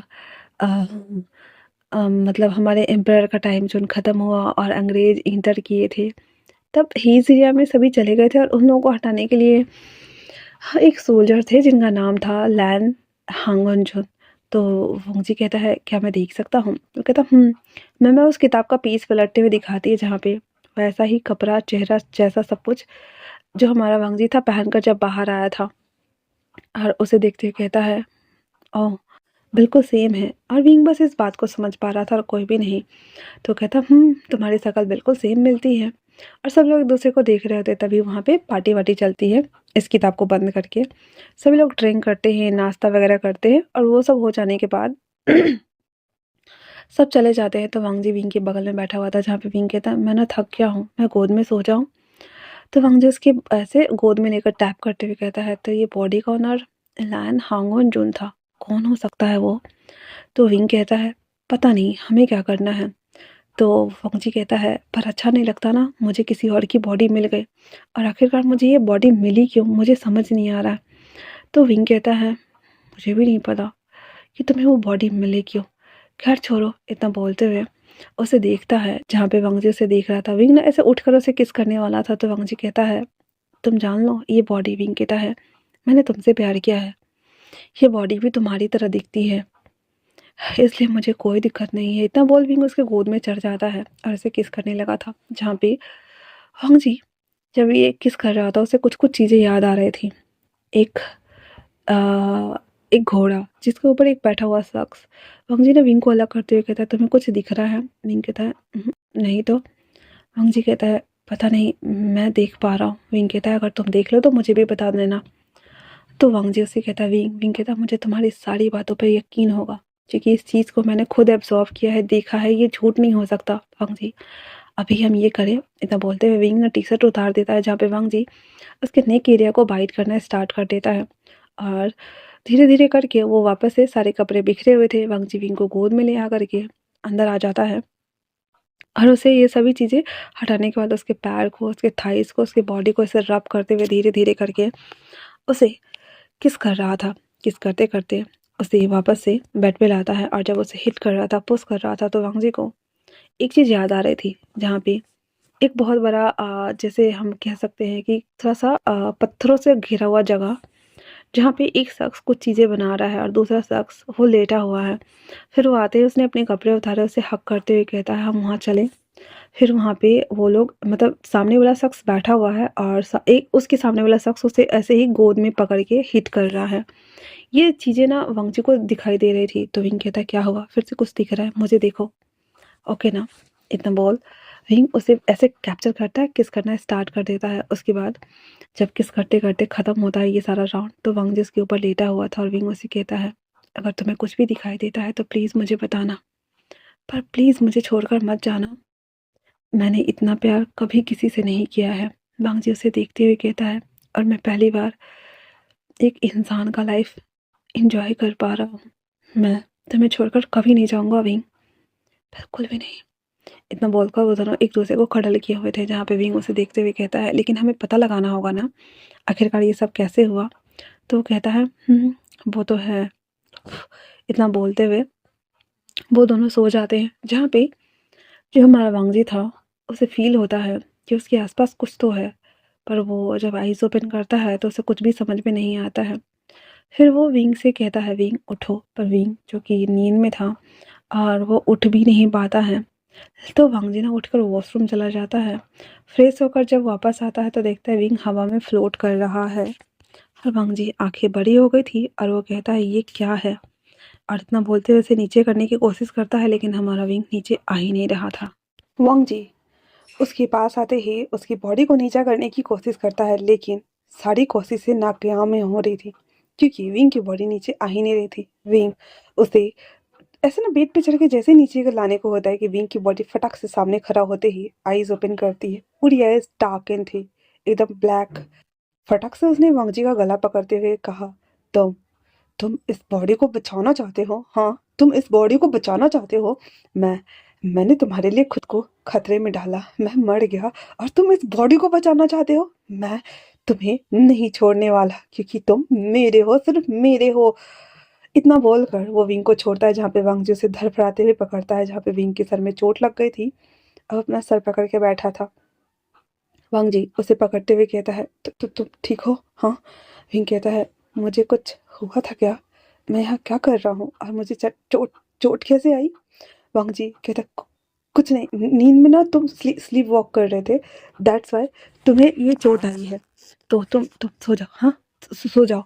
विंग उसे देखते हुए कहता है, वांग जी सच में ना, मुझे कुछ याद नहीं है, तो क्या तुम मुझे बता सकते हो कि एग्जैक्टली हुआ क्या है? वांग जी कहता है, मैंने कहा ना कुछ नहीं हुआ है, चुपचाप सो जाओ। इतना बोल वांग जी विंग को लेकर ऐसे में सोने आ जाता है। विंग आश्चर्य में था कि आखिरकार सच में ऐसा कुछ हुआ है क्या, लेकिन उसे याद क्यों नहीं है। उसके बाद जो हमारा वांग जी था ना, उसे देख रहा था रात में उठ करके। अगले दिन सुबह जब वांग जी अंगड़ाई लेते हुए उठता है तो विंग वहाँ पे नहीं था। वांग जी हड़बड़ा कर उठते हुए भागता है बाहर की तरफ, जहाँ पे विंग चाकू से ना किसी चीज़ को ना खट खट खट खट करके काट रहा था। वांग जी अपने कदमों को धीरे धीरे धीरे धीरे धीरे बढ़ाते हुए उसके पास जाते हुए धीरे से कहता, विंग विंग विंग विंग। लेकिन जो हमारा विंग है वो किसी चीज़ को लगातार काट रहा था। वांग जी जब उस तरफ देखता है तो विंग ना एक मुर्गा लेके आया था। उस मुर्गे को ना वो काट रहा था, उसके पंख लगे थे, सब कुछ लगा हुआ था। और हमारा जो विंग था उस मुर्गे को ऐसे ही सिंग के बगल वाले स्टेन पे रख के और उसको कट कट कट कट काट के उड़ाया जा रहा था, बिना छिले, बिना उबाले, बिना कुछ किए। विंग ऐसी हरकतें देखता है तो वांग जी उसे कहता है, ये क्या कर रहे हो? हाँ विंग विंग, ये क्या है? विंग उसकी तरफ चाकू पॉइंट करते हुए कहता है, मैं तुम्हें मार डालूंगा, मैं तुम्हें मार डालूंगा, मैं तुम्हें मार डालूंगा। तो इतना सुनना हुआ था तो विंग कहता है, वांग जी कहता है, ठीक है तुम चाहो तो मुझे मार डालो, लेकिन लेकिन लेकिन इसे रहने दो। हाँ ये बोलकर और वो उसे हटा देता है, जहाँ पे विंग उसके ऊपर सीधे बेहोश हो जाता है। वांग जी कहता है, ये सब क्या हो रहा है? फिर उसे सोफा पे लेटाकर पूरे मुर्गे को और उसको पूरा ब्लड को जितना कुछ भी था वो सब ना ऐसे उठाकर डस्टबिन में फेंक कर पूरा किचन साफ करते हुए उसके लिए खाना बनाना स्टार्ट करता है। जहाँ पे विंग जो कि आराम से लेटा हुआ था, वांग जी उसके पास आता है, उसे उठाता है। जहाँ पे विंग अपने सर को पकड़ते हुए कहता है, मेरे सर में इतना दर्द हो रहा है, मैं क्या करूँ? तो वांग जी उसे कहता है, नथिंग, हाँ ठीक है ना। इतना बोलकर उसे वो खिलाता है और वापस से उसे कहता है जाकर सो जाने के लिए। विंग कहता है, मैं आजकल कुछ ज़्यादा थका थका लग रहा हूँ, मुझे क्या हुआ है? वांग जी कहता है, एक्चुअली में वो हाँ हम तुम्हें ज़रूर बताएंगे विंग। इतना बोलकर और वो वापस से विंग को लेकर आ जाता है सोने के लिए। इधर वांग जी ये सब कुछ कर लेने के बाद अब उसे समझ नहीं आ रहा था क्योंकि विंग एक ऑनगोइंग स्टूडेंट है और वो इसका इस दुनिया में कोई अस्तित्व ही नहीं है। दैट्स वाई वो सोचता है कि वो अपनी फैमिली और अंकल से एक बार मिल ले। मे बी शायद उसका चेहरा होने की वजह से उसके जैसा दिखने की वजह से अंकल उसे शायद अपना ले। ये बोलते हुए वो सोचता है, फिर वो सोचता है कि नहीं नहीं, पहले विंग का जो कुछ भी है वो उसे ख़त्म करते हैं, उसके बाद अंकल के पास जाएंगे लास्ट में। तो फिर हमारा वांग जी ना सोफे पे आकर बैठ जाता है। अब जो हमारा जो पहले वाला वांग जी था जो 18 साल की एज में मर गया था, वो भी पढ़ा लिखा था और जो जिसकी बॉडी है अभी, वो बॉडी भी जो है वो उसको भी मतलब वो भी पढ़ा लिखा था। दैट्स वाई वो एक किताब लेता है और पढ़ने के लिए वो बैठ जाता है। जब वो पढ़ रहा होता है अचानक से ना आह आह आह की आवाज़ आती है। तब जब वो देखने जाता है तो ब्लैक स्मोक जो कि विंग को चारों तरफ से घेरी हुई थी, वांग जी को देखते ही वो डोर खोल के देख रहा था। फटक से दरवाज़ा बंद हो जाता है। वांग जी बाहर से दरवाज़ा पीटते हुए कहता है, नहीं खोलो खोलो, मैंने कहा खोलो दरवाज़ा खोलो, मैंने कहा दरवाज़ा खोलो, खोलो दरवाज़ा। लेकिन दरवाज़ा नहीं खुल रहा था। वांग जी पूरा जोर लगाते हुए जब दरवाज़ा खोलकर अंदर जाता है तो वहाँ पे विंग ना बैठा हुआ था, जैसे कि उसकी बॉडी को किसी ने पोजेस्ट कर लिया हो। वांग जी धीरे धीरे उसके पास आते हुए कहता है, विंग विंग। वो कहता है, हाँ मैं विंग। तुम्हें नहीं लगता कि इसे नहीं जीना चाहिए? इसे मर जाना चाहिए, ये मर जाएगा। तुमने इसे अपनी बॉडी क्यों क्यों दी? हाँ क्यों दी अपनी बॉडी? इतना बोलना हुआ था तो वो कहता है, मेरी बात सुनो, जो कुछ भी हवेली में हुआ था वो तुम्हारी वजह से हुआ था और ये सब कुछ। विंग कहता है, मेरी वजह से? हाँ मेरी वजह से, हाँ मेरी वजह से। इतना बोल फटक से वो ना बगल में रखा हुआ लैंप था उसे खींचता है और अपने गले के ऐसे राउंड राउंड खींच के बांधते हुए कहता है, मार दूं मैं इसे? मार दूं? हाँ मार दूं, मार दूं, बोलो बोलो बोलो, मार दूं? हाँ बोलो मार दूं? वांग जी कहता है, नो रुक जाओ, तुम जानते हो ये ये तुम्हारे ही वंश का है, तभी तो ये चैंट कर पाया और तभी तो मेरी बॉडी आज़ाद हो पाई और तभी तो इसकी आत्मा मेरी बॉडी में आ पाई। वो कहता है, नहीं नहीं नहीं नहीं नहीं। कहता है, तुम ध्यान से देखे नहीं क्या? तुम देखो तुम्हें खुद। वो कहता है, नहीं इसे मरना होगा।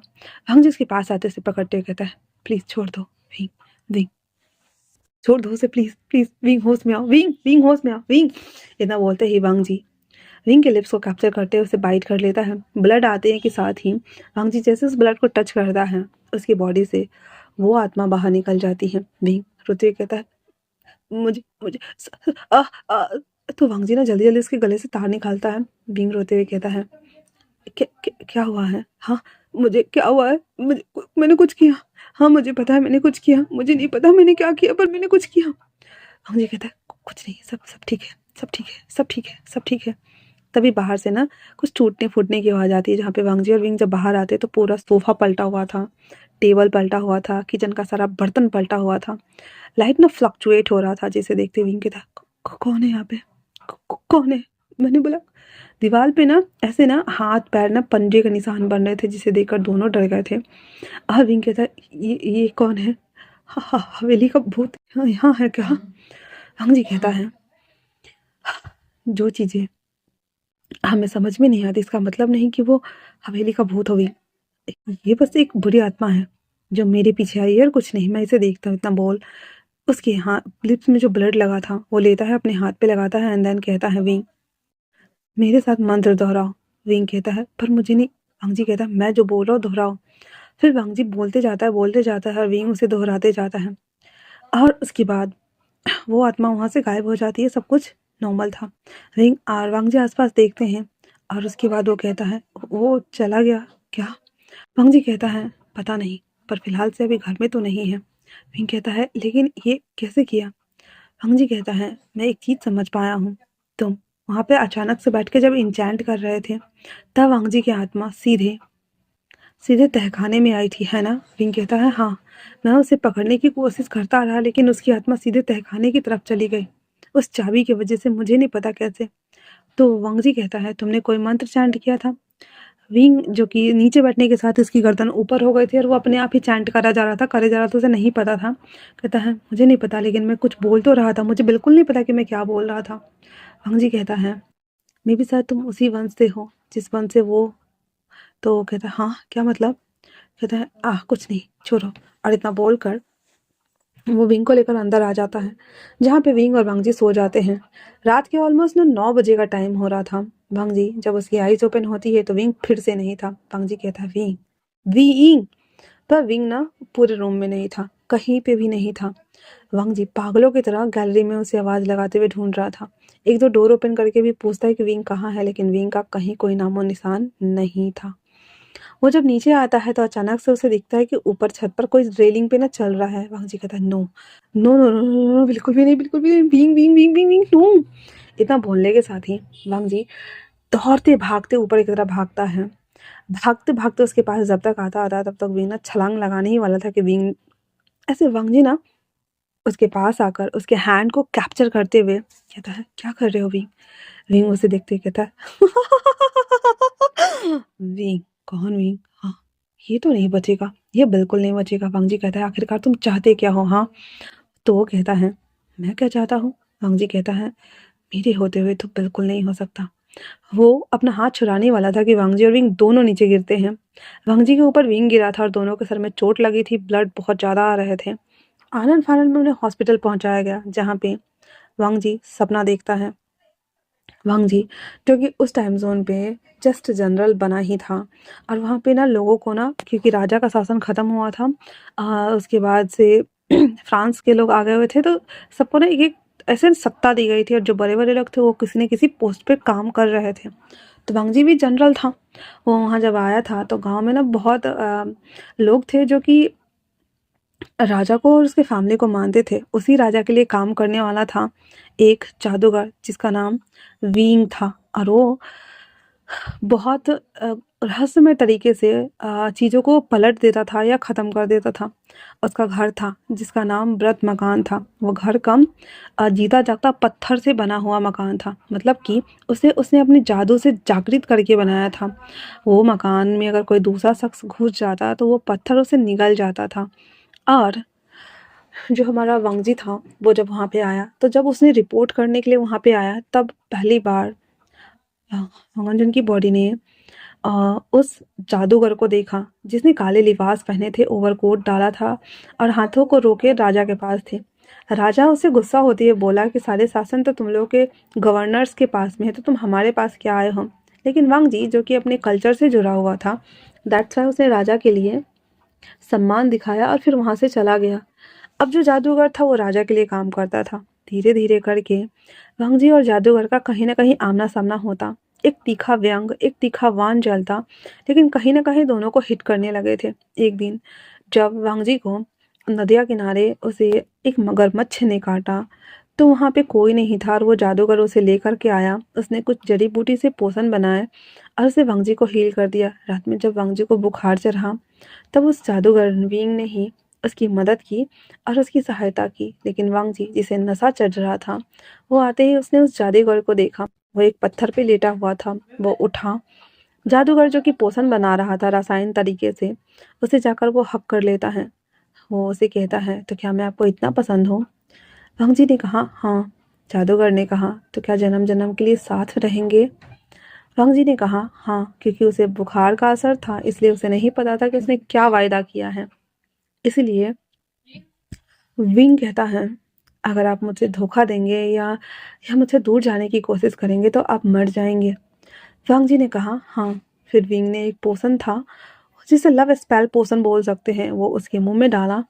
हाँ, वांग जी उसे पीते हुए उसे ब्लर विजन आने लगे। विंग धीरे धीरे जिसने अपने कपड़े उतारे उसके पास आया, उसी पत्थर के ऊपर उसके गोद में चढ़कर उसके साथ वो इंटीमेट होना स्टार्ट कर देता है, जहाँ पे वांग जी और विंग ने पूरी रात बस एक दूसरे को होकर गुजारा था। अगले सुबह जब वांग जी के ऊपर विंग लेटा हुआ था और जब वांग जी को होश आता है, अपने ऊपर विंग को देखकर उसे अपने ऊपर इतना शर्मिंदगी हो रही थी कि वांग जी जिसकी पहले से ही फियांसे थी, उसे ये सब कुछ नहीं करना था।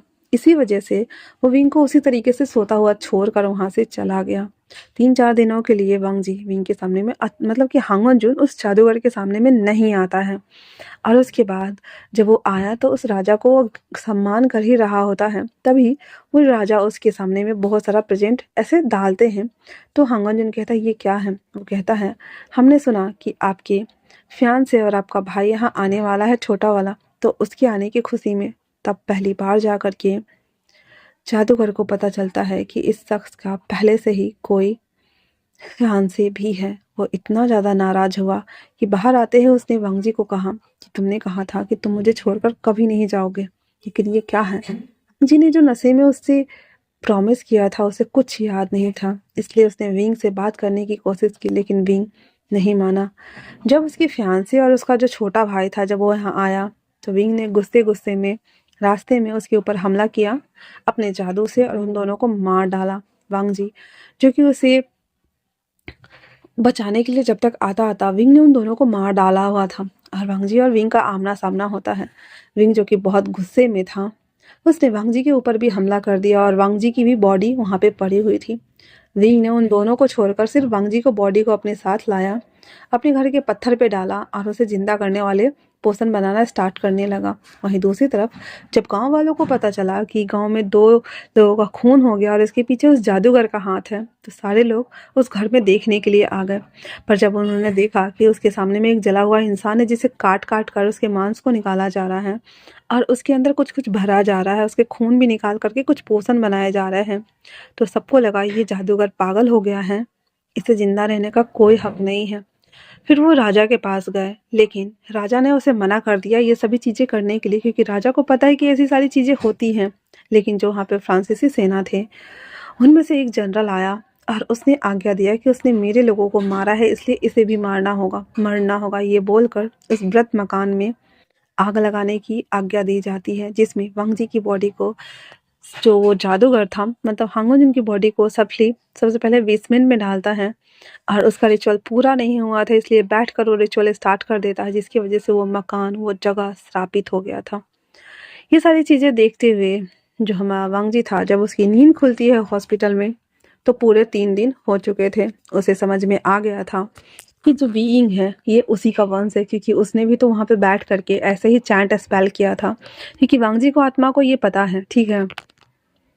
और वो मतलब कि ये सारा कुछ ना विंग को विरासत में मिला है, इसीलिए उसे बचपन से ही ऐसे हवेली के सपने आते थे, क्योंकि उसके खून में ये शक्ति तोड़ने वाली अ, अ, तोड़ जो कह सकते हैं वो था। और हवेली उसे अपने पास खींचती थी, क्योंकि विंग ही वो इंसान था जो सांप को खत्म कर सकता था, या फिर उसके जरिए हवेली जो कि वो जादूगर जो था वो अपना बदला पूरा कर सकता था।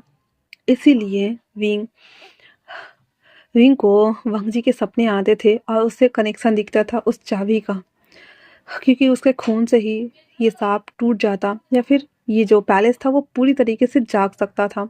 इसलिए वो दोनों किस्मत से भी जुड़ गए हुए थे। और उसके बाद जो हमारा वांग जी है उसे वो सारी चीज़ें याद आ जाती हैं, और उसे ये भी याद आता है कि जब विंग ये सब कुछ पढ़ रहा था तो दीवारों पे ना ये वंश चिन्ह चिन्हित थे, जिसे वो ऐसे देख कर पढ़ रहा होता है, क्योंकि दीवार की तरफ वो देखते हुए बोल रहा था, जहाँ पे उसने वांग जी को पकड़ने की कोशिश की लेकिन वांग जी की आत्मा चली गई हुई थी। ये सब चीज़ें देखने के साथ ही वांग जी को ये भी याद आ जाता है कि जब वो पहली बार हवेली में एंटर किया था 18 साल की एज में, तब भी उसे ऐसे ही चीज़ें दिखी थी, जहाँ पे आग लग गई थी और बहुत सारी चीज़ें चिन्ह प्रकट होने लगे थे, जिसे उसने देखा हुआ था। ये सब कुछ देखते हुए जो हमारा वांग जी था वो समझ गया था कि कहीं ना कहीं ये विजन और ये सब कुछ विंग से जुड़ा हुआ है। सांप की वजह भी, सांप का तोड़ भी। वो चाहता था कि वो जा करके और जो विंग है ना उसे देख के आए, लेकिन जो हमारा विंग था वो अभी भी अनकॉन्शियस था, क्योंकि उसे बहुत ज़्यादा चोट आई थी। वंग जी उसके होश में आने का वेट करता है, ताकि वो जब होश में आए तो वो उसे बता सके कि सारी बातें क्या हैं। 4 दिन हो गए थे लेकिन विंग अभी तक होश में नहीं आया था। वांग जी को अब चिंता होने लगी थी कि ऐसा क्या है जो नहीं होश में आ रहा है। उसके पास जब आता है तो वांग जी को एहसास होता है कि विंग की बॉडी विंग की नहीं रही, बल्कि उसकी आत्मा कहीं और चली गई है। वांग जी घबरा कर विंग को वैसे ही सोता हुआ छोड़कर उस पैलेस आता है, जहाँ पे वो पैलेस जागृत में हालत में था। वो आते ही कहता है, अपने सारे कपड़े उतार दो और तब अंदर जाओ। वांग जी ने वैसा ही किया, अंदर आया। अंदर आते ही वो जादूगर जो कि अभी भी उस लैब में काम कर रहा था, कहता है, ये पोशाक मैंने तुम्हारे लिए बनाया है, इसे पहन लो। वांग जी उसके सामने आते हुए कहता है, तुम हम दोनों को यहाँ क्यों लेकर आए हो? तो वो कहता है, अब तुम जीवित अवस्था में आ गए हो तो मुझे इसकी आत्मा चाहिए, क्योंकि तभी तो मैं तुमसे मिल सकता हूँ। तुम्हारी बॉडी है लेकिन तुम्हारी आत्मा नहीं है, और इसकी आत्मा है और इसकी बॉडी नहीं है। तो वांग जी कहता है, हाँ, क्योंकि तुम्हारे लिए ही मैंने ऐसा किया। अगर मैं ऐसा नहीं करता तो तुम्हें अपने किए का पछतावा नहीं होता। गुस्से में तुमने मेरे फियांसे को और उसके भाई को मार डाला, लेकिन तुमने कभी सोचा कि तुमने गलत किया? हाँ, वो जादूगर जो विंग था वो बहुत ज़्यादा गुस्से में आते ही वांग जी को ऐसे ना थोड़ी को ऊपर करते हुए कहता है, क्योंकि तुम मेरे थे। तुमने मुझसे वायदा किया था कि जो भी हो जाए तुम मेरे साथ रहोगे, समझे? इतना बोलकर वो वांग जी को लाकर बांध देता है और उसको पोषण पिला देता है, और उसके पास आते हुए कहता है, अब हम दोनों यहाँ पे हमेशा हमेशा के लिए कैद हैं। तो वांग जी कहता है, और उसकी आत्मा कहाँ है? तो वो कहता है, उसकी आत्मा पता नहीं, शायद मैं उसे खा गया हो तो। वांग जी जो कि डर गया था अंदर से कहता है, ऐसा नहीं हो सकता। तो विंग कहता है, क्यों?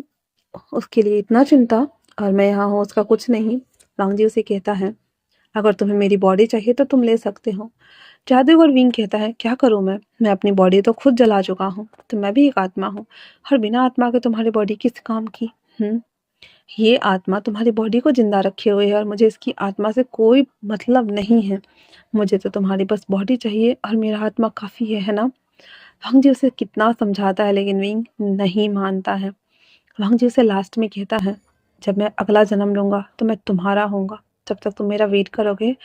विंग कहता है, मैंने बहुत वेट कर लिया लेकिन अब और नहीं। इतना बोलकर वो अपने हाथ से एक ऐसे आत्मा को बाहर निकालता है, जहाँ पे उसको वो कस के पकड़े हुए था, जहाँ पे विंग सफोकेटेड फील कर रहा था। और वांग जी कहता है, नहीं, छोड़ दो उसे, प्लीज छोड़ दो। पर जादूगर कहता है, ये मेरा वंशज है। सही कहा तुमने, ये मेरा ही वंशज है, इसीलिए इस पैलेस को इसने जागृत कर दिया। मेरे कंट्रोल में भी नहीं आ रहा था, लेकिन अब देखो इसे। तभी जो हमारा वांग जी था उसे बार बार कह रहा था, छोड़ दो उसे, क्योंकि उसको अभी जीना है, वो बहुत छोटा है, तुम्हें नहीं लगता कि उसकी ज़िंदगी बाकी है? तो जो हमारा वांग जी था जब ये सब कुछ बोल रहा था तो विंग उसे कहता है, तो मैं क्या करूँ? हाँ, मैं क्या करूँ? मुझे भी तो तुम्हारे साथ रहना है।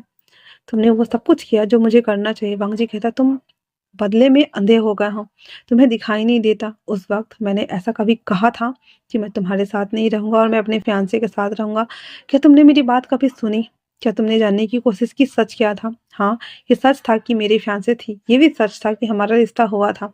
पर क्या शादी हुआ था? नहीं हुआ था, माना। कि और दूसरी पहले बात तो ये कि जो कुछ भी तुमने किया मेरे साथ में वो तुमने किया विंग, मैंने नहीं किया, मैंने पहल नहीं की। मैंने नहीं कहा कि तुम मेरे साथ आओ और मेरे साथ सो। मैंने नहीं किया था। तुम्हें पता होना चाहिए इस बात को, अपनी गलती माननी चाहिए तुम्हें। लेकिन मिंग तो गुस्से के मारे अंधा हुआ जा रहा था और वो बोल रहा था, नहीं, मेरी गलती नहीं है, मैंने कुछ नहीं किया, सब तुम्हारी गलती है, तुमने ऐसा किया, वैसा किया, वैसा किया। भंग जी उसे पकड़ता है और विंग के हाथ को न छुड़ाते हुए कहता है, उसे छोड़ो। यहाँ पे विंग की आत्मा नीचे गिरी हुई थी, बहुत कमजोर हालत में थी। फिर भंग जी उसे कहता है, तुम्हें यकीन करना ही होगा, और अगर तुम उसे हार्म करने वाले इतना बोलकर वो वहां से चाकू उठाते हुए अपने हाथ पे मारते हुए कहता है, ये लो। वहां से ब्लड आ रहा था तो विंग कहता है, ये क्या है? भंग जी कहता है, बहुत टाइम बाद इस बच्चे को बॉडी मिली है, हाँ ये इसकी डेस्टिनी है, तो इसकी आत्मा को जाने दो और इसे रहने दो। यकीन मानो, जब मेरी डेथ हो जाएगी तब तब मैं ज़रूर तुम्हारे पास आऊँगा, मैं तुमसे वादा करता हूँ। विंग कहता है, लेकिन तब तक मैं क्या करूँ? वंगजी कहता है, तब तुम तक इंतज़ार करना होगा। यकीन मानो, मैंने कहा ना कि तुम्हें इंतज़ार करना होगा। विंग की आत्मा कहती है, लेकिन ये ऐसे कैसे हो सकता है? तो वंगजी कहता है, देखो, सोल कनेक्शन जब एक दूसरे से जुड़े हो तो उसे आना ही पड़ता है, लेकिन तुम अंधे हो रहे हो। तो विंग कहता है, लेकिन मेरी क्या गलती है कि मैं ऐसा कर रहा हूँ? वंग जी कहता है, तो फिर तुम्हें वहीं जाना चाहिए जहाँ पे मैं चला गया था, जहाँ पे मेरी आत्मा चली गई थी। इसलिए इन दोनों को रहने दो, इन दोनों को जीने दो, इन दोनों को दुनिया देखने दो। विंग जादूगर विंग को अब अपने किए हुए बातों में पछतावा हो रहा था। वांग जी उसके माथे पे हाथ रखता है, जहाँ पे उसे पता चलता है कि वांग जी को विंग ने अपने ही हाथों से मार दिया था। गुस्से में पहले उसके फियांसे को मारा, फिर उसकी वाइफ को मारा, और जब उसे मारा तो उसकी आत्मा कई टुकड़ों में बट गई थी, डिस्ट्रॉय हो गई थी, जहाँ पे उसकी आत्मा को बहुत मुश्किल से समेटा जा सकता था या फिर उसे बनाया जा सकता था। विंग को जब एहसास होता है कि उसने अपने ही हाथ से अपने प्यार को अपने ही जुनून में मार डाला, विंग पछतावे की आग में जलते हुए उस रसायन को जो वो प्रयोग के लिए बना रहा था वो अपने ऊपर डाल लेता है, जिससे कि आत्मा ना गल जाती है। फिर वो ना तो दोबारा जन्म लेगी, ना ही वो मर जाएगी, कुछ भी नहीं, वो फॉर्म में ही एग्जिस्ट नहीं करेगी। ये देखते हुए वांग जी से कहता है, विंग। लेकिन तब तक वो आत्मा खत्म हो चुकी थी। इधर वांग जी विंग की आत्मा को कहता है कि वापस से विंग के बॉडी में जाए। वो बहुत ज़्यादा कमज़ोर थी, लेकिन फिर भी वो हाँ में सर हिलाते हुए वहाँ से निकल जाती है और वांग जी कुछ देर तक वहाँ बैठा रहता है। जब व्रत मकान पूरा हिलने लगा था तो वांग जी धीरे धीरे लड़खड़ाते वहां से बाहर निकल जाता है, जब देखता है कि वो पत्थर धीरे धीरे अपने आप ही टूटते टूटते जमीन में धंसता जा रहा है। मतलब कि कभी वहां पे कोई घर या मकान कुछ हुआ भी करता था, वो कोई एग्जिस्टेंस ही नहीं था।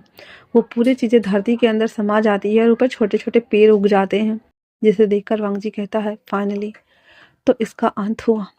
विंग, तुम जहाँ भी हो वहाँ खुश रहना। अगर मेरी आत्मा सही में एक हो पाई तो मैं इच्छा करता हूँ कि मैं तुम्हारे लिए जन्म लूँ और तुम मेरे लिए।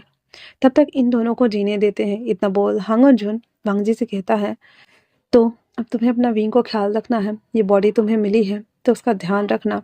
वांगजी हांग जुन से कहता है, इतना बोल वो हॉस्पिटल आता है। आने के बाद जब वो विंग को देखता है तो उसकी मशीन वापस से चल रही थी।